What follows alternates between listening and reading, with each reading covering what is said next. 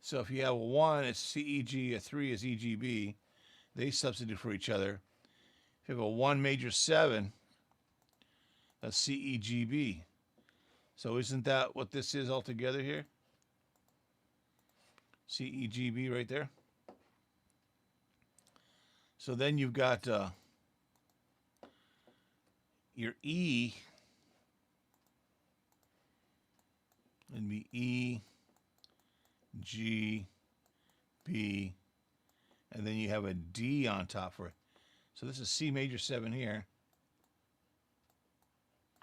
and this would be E minor 7 here.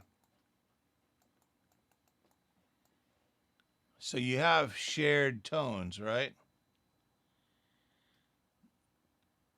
Okay, so now DFA, FAC, then ACE would be the 6, right?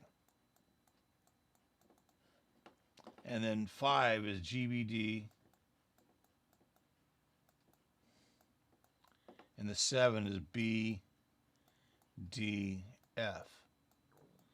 And then if you expand it into a 4-note chord, a G7 would be G, B, D, F.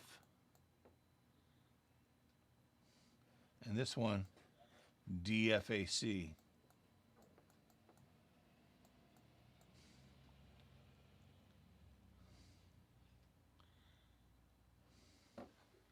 So the only oddball one is the ACE. And that's a 6 chord. If you take a 6 chord,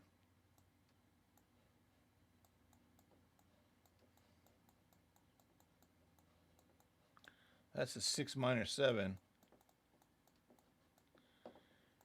You can substitute that for C, E, G, A. That's a 1 major 6. They're the same notes. A C6 chord and an A minor 7 have all the same notes in it, except this one has an A in the bass, and this one has a C in the bass.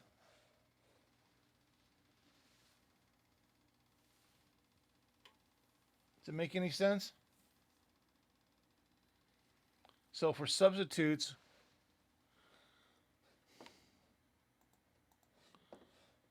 we can go 1, 3, and you can use 6. 2 and 4 are substituted. So that's DFA and FAC, right?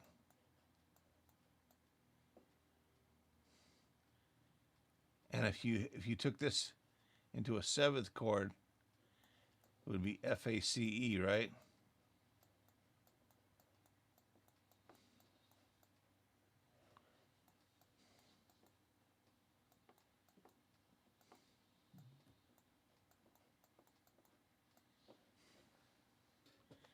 So now you see the ACE is the 6th chord, right? And there it is right there. So if you did the whole thing, it would be D, F, A, C, E. That'd be 1, flat 3, 5, flat 7, 9. So that's actually a D minor 9th chord.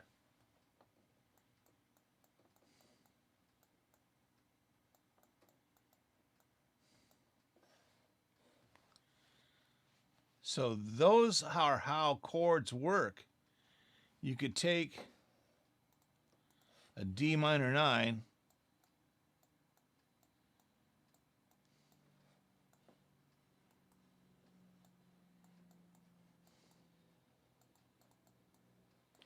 D, F, A, C, E, and out of that you get what are called plural interior chords.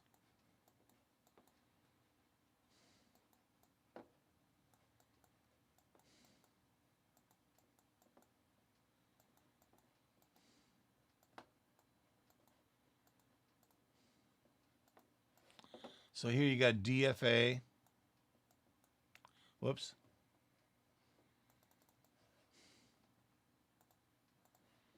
D, F, A, then F, A, C, then A, C, E. So there's D minor, F, A minor, D minor 9.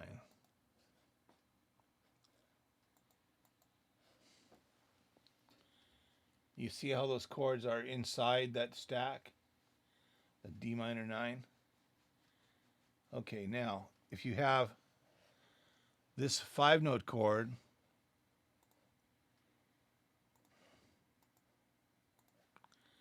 D, F, A, C, E, right? You have that, you have A minor,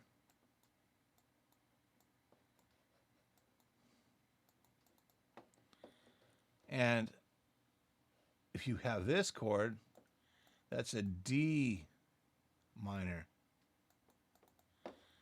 So D minor is right here, right?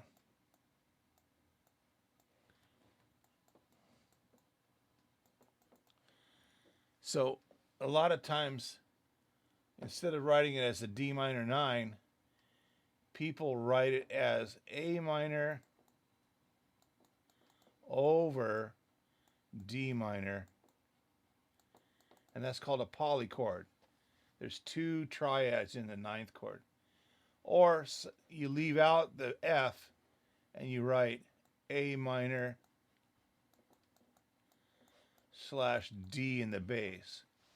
That's a real popular chord, A minor slash D.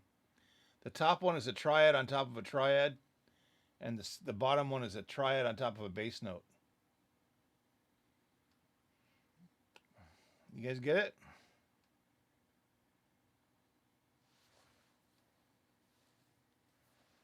Okay. Now, if we have a chord progression, let's say we have a 1, 4, 5, right? We could substitute a 3 or a 3, a 2, 7, right?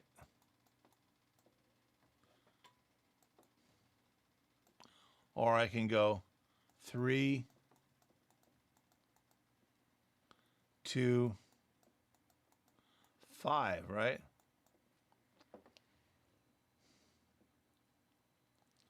Or I can go 3, 4, 5. Or I can go 1, 2, 5. Or 1, 2, 7. So those are the common substitutions just based on this logic. Does that make sense? So that's what composers do when they get a 1-4-5 progression like that. They'll do that for the first part of the song. And then they'll go to a chorus. And it could be anything. But then they come back to it. Instead of 1-4-5, they might go 3, 2, 5. Because these two can substitute. Does that make any sense? So that's how you substitute the chords.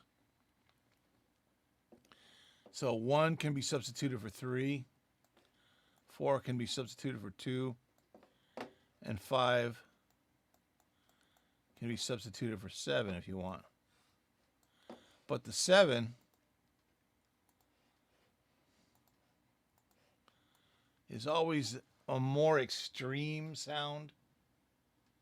So people tend not to substitute 7 all that much for a 5. But you will see these substitutions in classical and jazz music all day long. Okay, the next kind of substitution is a tritone sub.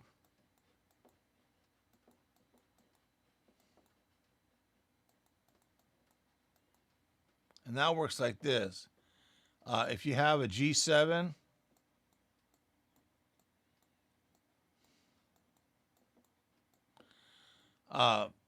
you go to the tritone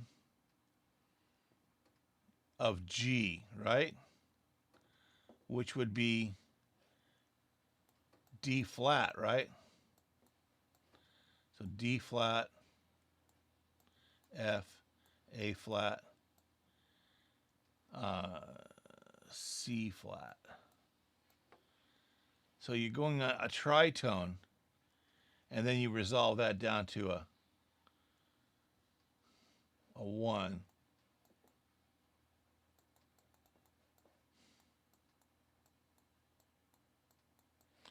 So you go to the tritone of the 5 chord. So 5 goes to the tritone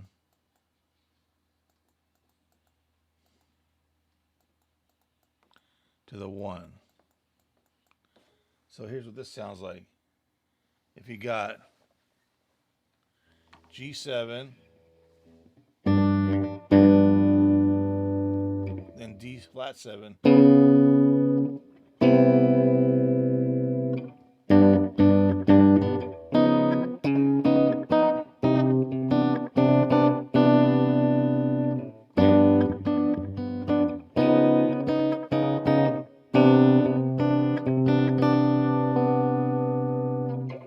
or you can go a 2-5, A minor, D7, G major 7. So instead of that, A minor, and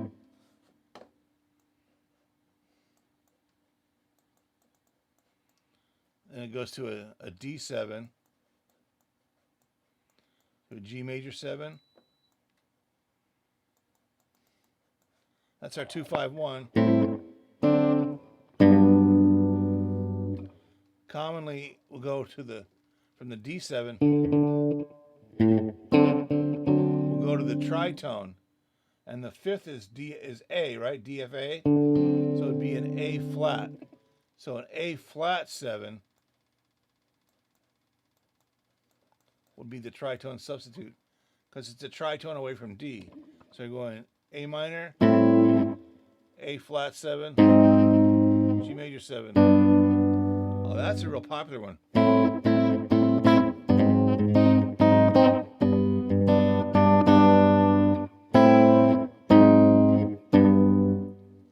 See how smooth it is? So that's a tritone sub. So anytime you have a chord, a dominant 7th chord, you go to the tritone of that chord. So for C7, the 5 would be G, right? So G flat 7 would be the tritone. If you have a D7, it would be an A flat 7, would be the tritone. A7, the tritone would be an E flat 7. So C, we go up to the 5th, right? C, E, G, and down a half step to get our tritone. Here's DFA.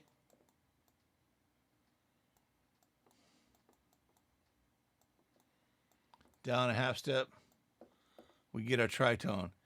Here's A7, A, C, E, G, A, C sharp, E, G. Okay, now the 5 is E, so it goes down to E flat. Okay, what about F7?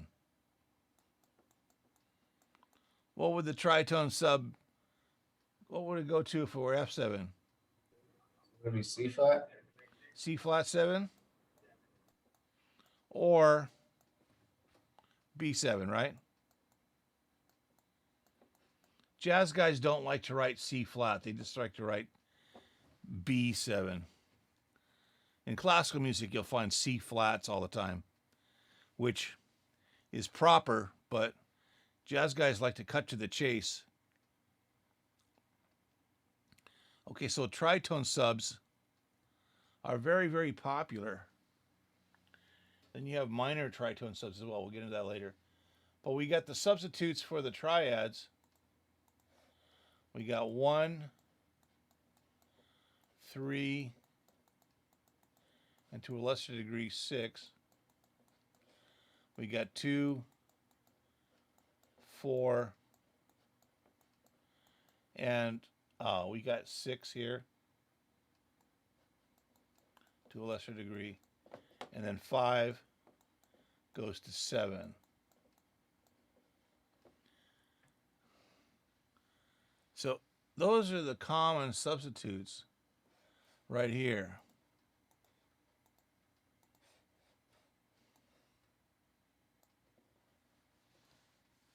You see how that works?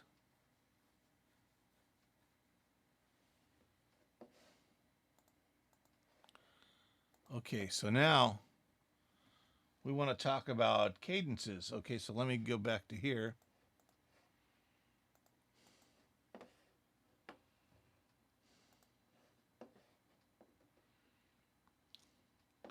Where's my blackboard? I'm gonna say Blackbeard. Where's my Blackbeard? They should change the name of it to Blackbeard, don't you think? Have the logo be a pirate.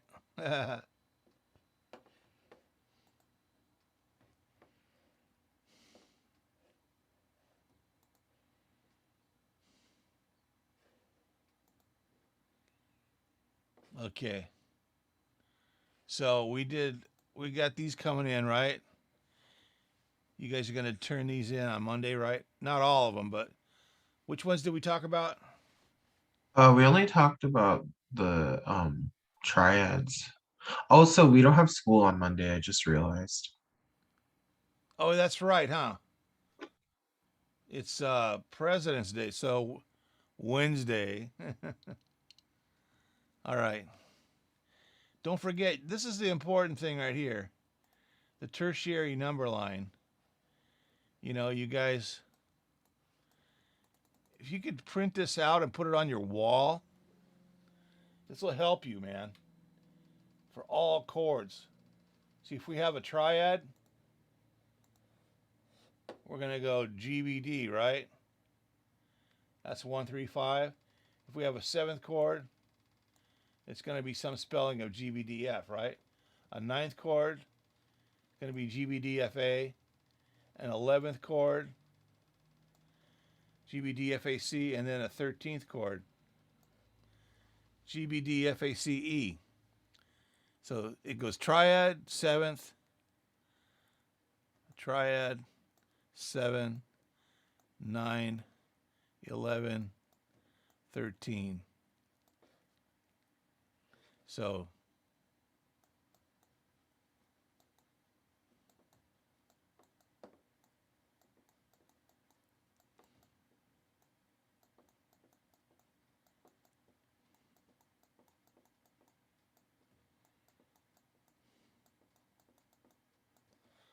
it progresses in that way.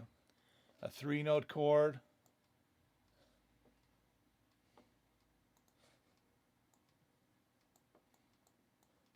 a 4-note chord, a 5-note chord, a 6-note chord, and a 7-note chord, right? So now, if you have 6-note chords and 7-note chords, those can be easily made into what are called polychords. So if you have an 11th chord, you have something like this. Hold on.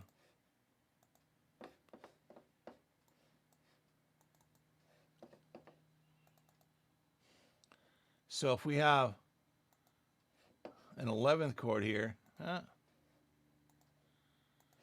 let's say D, right?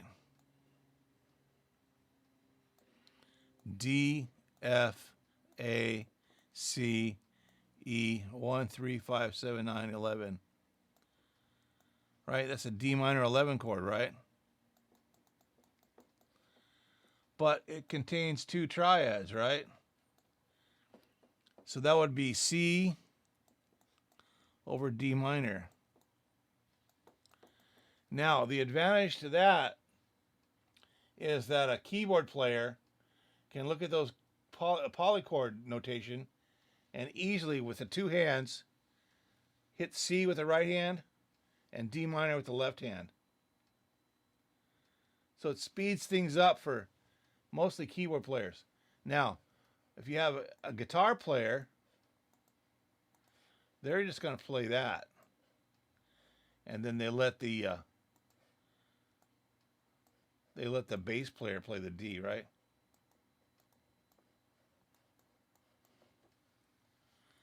Piano plays them both. Now you could say, we could call it a D minor 11, but not everybody knows how to spell that really quickly, right? D, F, A, C, E, G. Well, I know it, but most musicians, if you put a C minor on the right hand and a D minor on the left hand, that's easily to translate it, especially in the studio, right? So polychords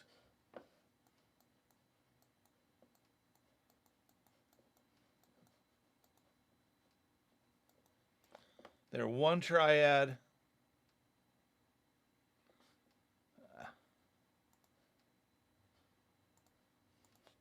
it's a triad over a triad. And slash chords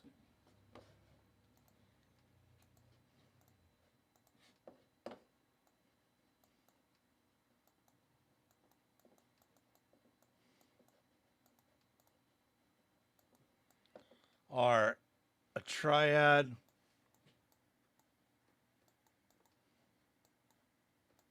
over a bass note. And it's actually written like this.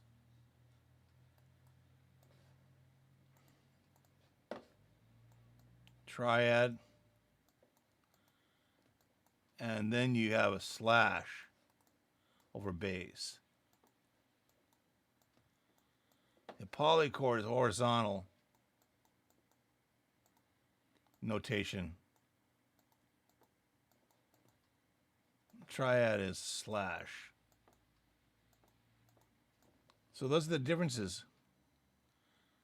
Okay, so if we have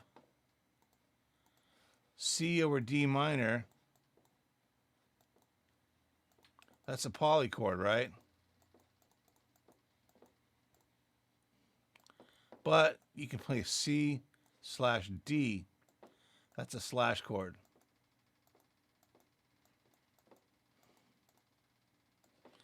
The difference being that this is a triad and that's a bass note, not a chord. This is a chord, right?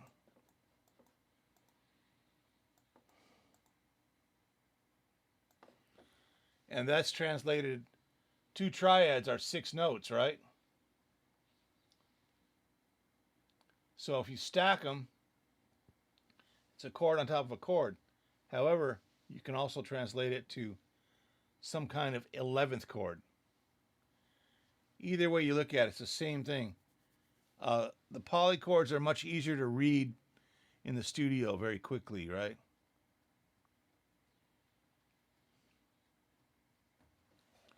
Okay. So if we have this chord here,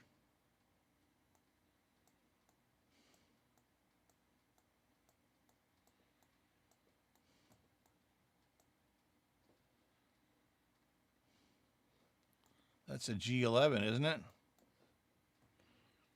But it's 2 stacks, right?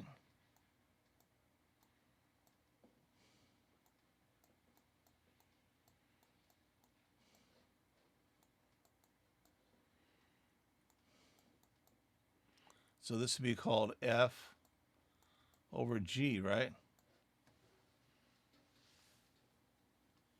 So here's your F, and there's your G, right? Yeah?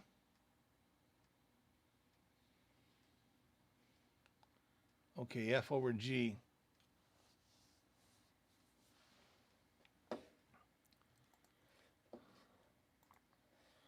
All right, so now the next thing we want you guys to do is content. We're going to go here, and we are going to review the cadences, right? So we want you to read this overview of cadences.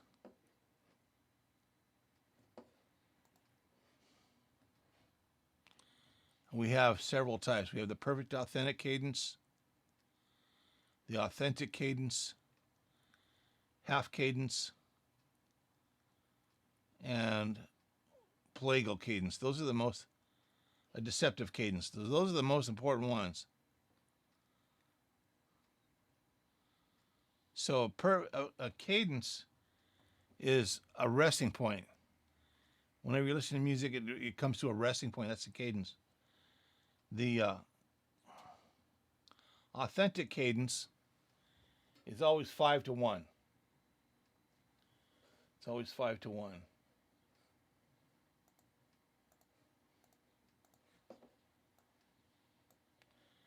So an authentic cadence can be done with inversions too. So you could have a 5 chord with a third in the bass going to a 1 chord. Or you can go to a 5 chord to a 1 with a third in the bass. That's an authentic cadence. That's the most common cadence of all. Now you have a perfect authentic cadence.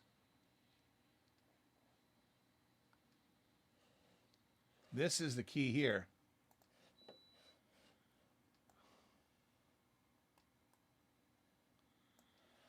The chords are both in root position.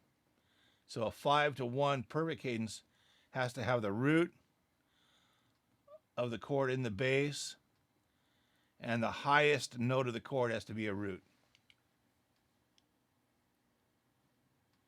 They call that a perfect authentic cadence. If it's different than that, if it's in root position, but the highest note's not the root, that's just an authentic cadence.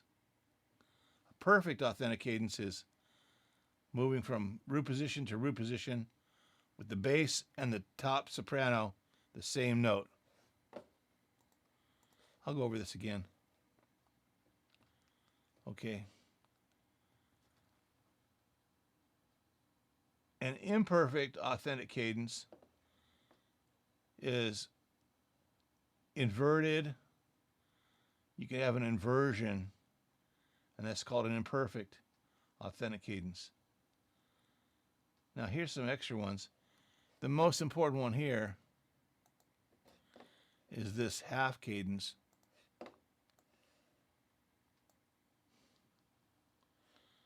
We're not going to cover these, but a half cadence is a 4-1 or 4-5.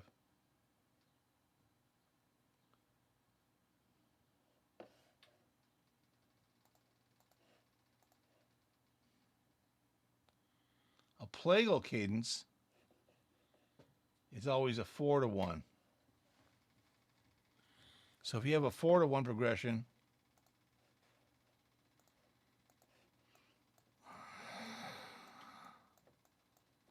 that's plagal.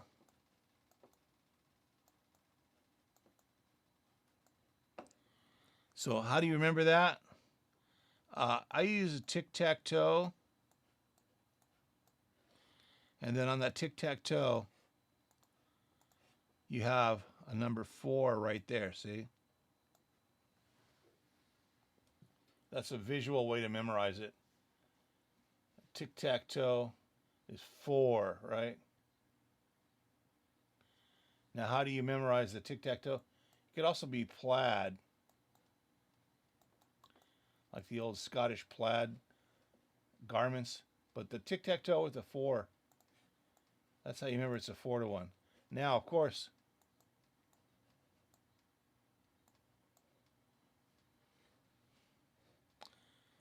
if you have 4-to-1, we could substitute 2-to-1, or you could substitute 4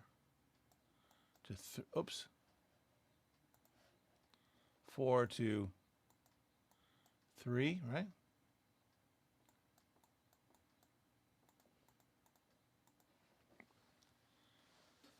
So those are substitutes based on the plagal cadence. Okay, so there's this document here.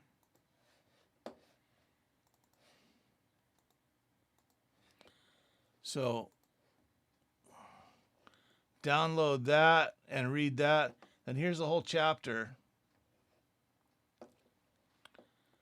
And this is some extensive reading, so this talks about the cadences. Perfect authentic, imperfect authentic, and it gives you examples here. Plagal. Now the next one is the deceptive cadence, and that's a 5 to a wild card, usually a 5 to a 6. But anything that's not 1.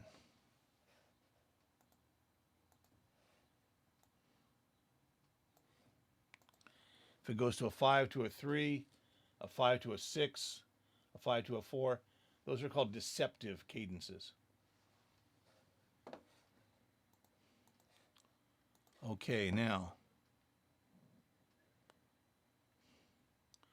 I want you to read this chapter if you can have the time up to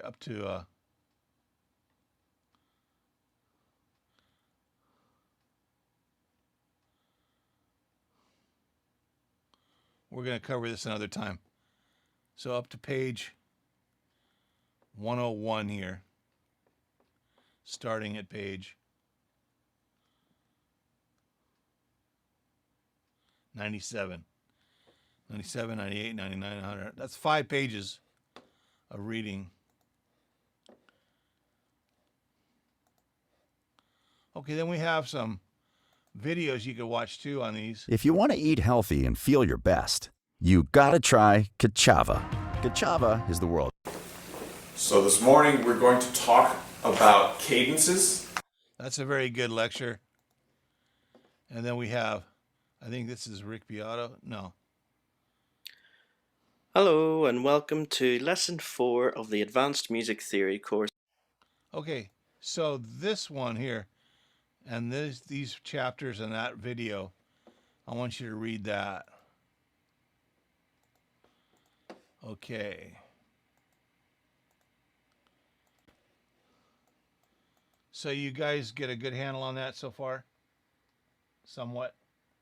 Okay, I'm gonna let you go a little bit early today in celebration of President's Day.